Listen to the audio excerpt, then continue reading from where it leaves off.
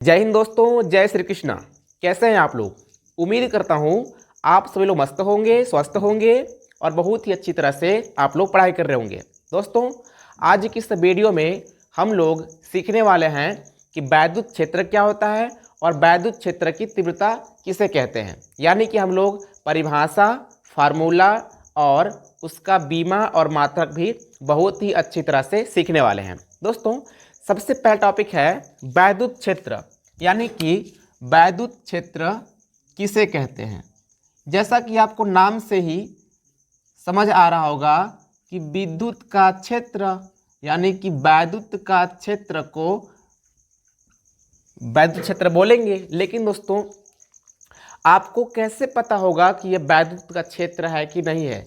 जैसे कि आपको समझाते हैं। अगर मान लीजिए कोई एक तार है जिसमें दोस्तों हाई वोल्टेज जा रहा है, तो अगर उसके आसपास यदि आप लोग जाते हैं तो कहते हैं कि खींच रहा था। जैसे आप लोग सुनते होंगे देहात में कि कहते हैं कि किसी भी हाई वोल्टेज तार के पास मत जाना, नहीं तो खींच लेगा। तो दोस्तों, क्यों खींच रहा है? क्योंकि जब आप उसके क्षेत्र में जा रहे हो, अगर आप उसके क्षेत्र में जा रहे हो तभी तो आपको खींच रहा है। अगर उससे आप दूर रहेंगे तो आपको नहीं खींचेगा। यानी कि जब आप उसके क्षेत्र से दूर हैं तो आपको नहीं खींच रहा है, लेकिन जैसे ही आप उसके क्षेत्र में आते हैं तो आपको खींच लेता है। उसी तरह से दोस्तों, वैद्युत क्षेत्र का मतलब होता है कि किसी भी विद्युत आवेश के चारों ओर का वह क्षेत्र जहाँ से आकर्षण या प्रतिकर्षण का गुण अनुभव हो। जैसे कि अगर कोई भी आवेश है, अगर उस आवेश के पास अगर कोई दूसरा आवेश ले जाते हैं तो या तो वह आवेश आकर्षण का गुण अनुभव करेगा या तो प्रतिकर्षण का गुण अनुभव करेगा। तो उसी को बोलते हैं दोस्तों वैद्युत क्षेत्र। अब समझते हैं कि वैद्युत क्षेत्र की तीव्रता क्या होता है। जैसे कि सबसे पहले हम लोग वैद्युत क्षेत्र का डेफिनेशन लिख लेते हैं कि किसी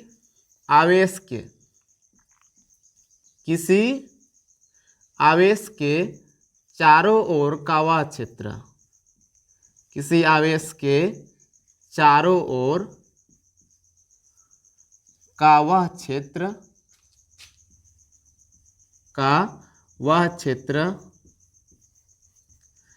जहाँ पर कोई अन्य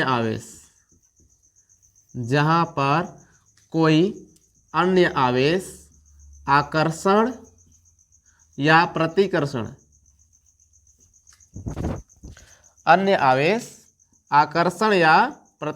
का गुण अनुभव करे। अन्य आवेश आकर्षण या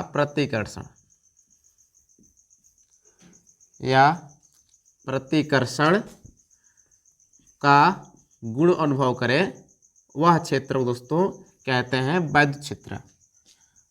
का गुण अनुभव करे,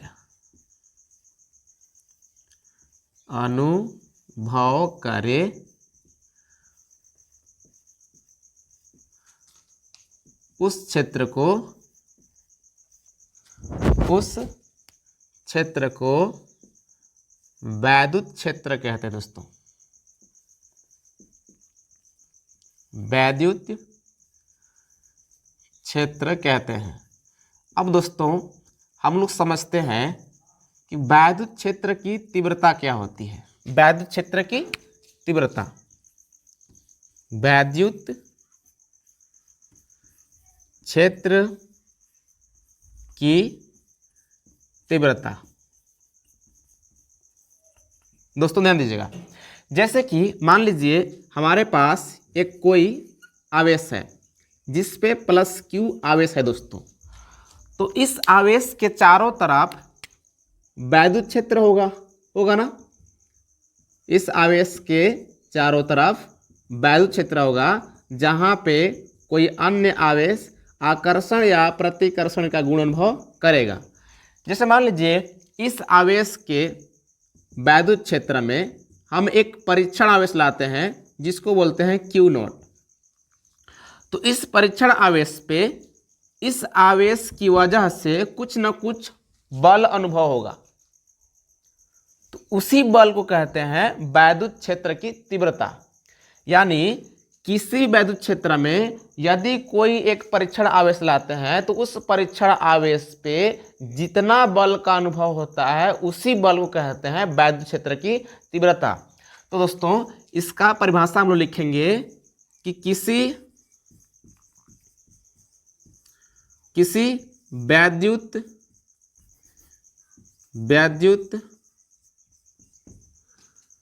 क्षेत्र में एकांक परीक्षण आवेश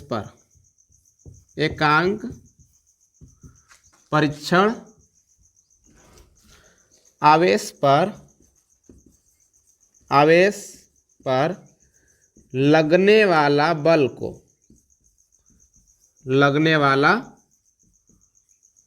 को विद्युत क्षेत्र की तीव्रता कहते हैं। विद्युत क्षेत्र की तीव्रता कहते हैं। दोस्तों बात समझिएगा अच्छे से। जैसे कि विद्युत क्षेत्र की तीव्रता कहते हैं, जैसे कि मैंने क्या बोला आपको कि मान लीजिए मेरे पास एक आवेश है प्लस क्यू आवेश।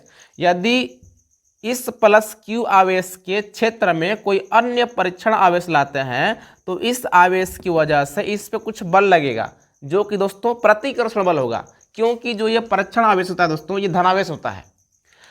तो जितना बल इस पर रहेगा ना, जितना बल लगेगा उसी बल को कहते हैं वैद्युत क्षेत्र की तीव्रता।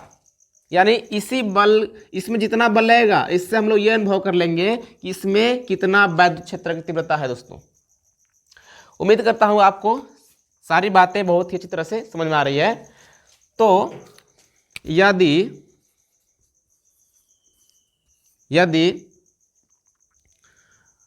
परीक्षण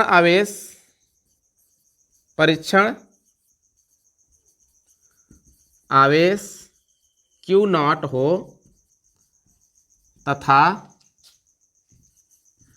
लगने वाला बल F हो तो वैद्युत क्षेत्र की तीव्रता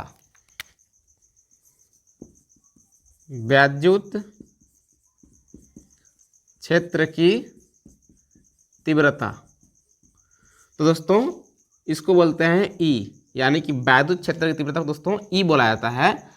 तो ये हो जाएगा E बराबर F बटे Q नॉट। यहाँ से हम लोग F का मान भी निकाल सकते हैं, यानी कि अगर आप लोग F का मान निकालेंगे तो जाएगा F बराबर E इंटू Q नॉट। कभी कभी पूछता है कि यहाँ पे वेक्टर रूप बताइए, यानी कि वैद्युत क्षेत्र तीव्रता की वेक्टर रूप।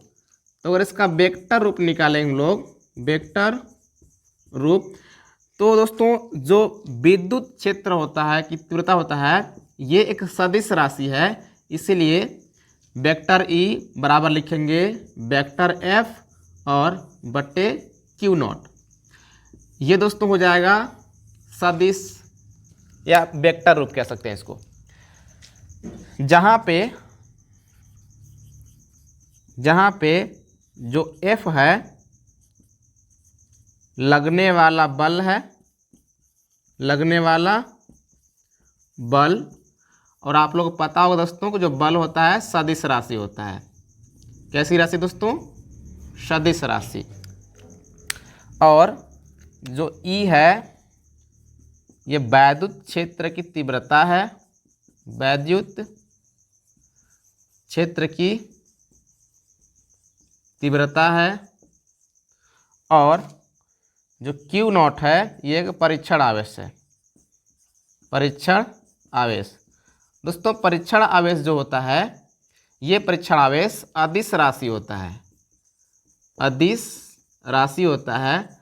और दोस्तों ये जो है वैद्युत क्षेत्र की तीव्रता ये भी एक सदिश राशि है, सदिश राशि।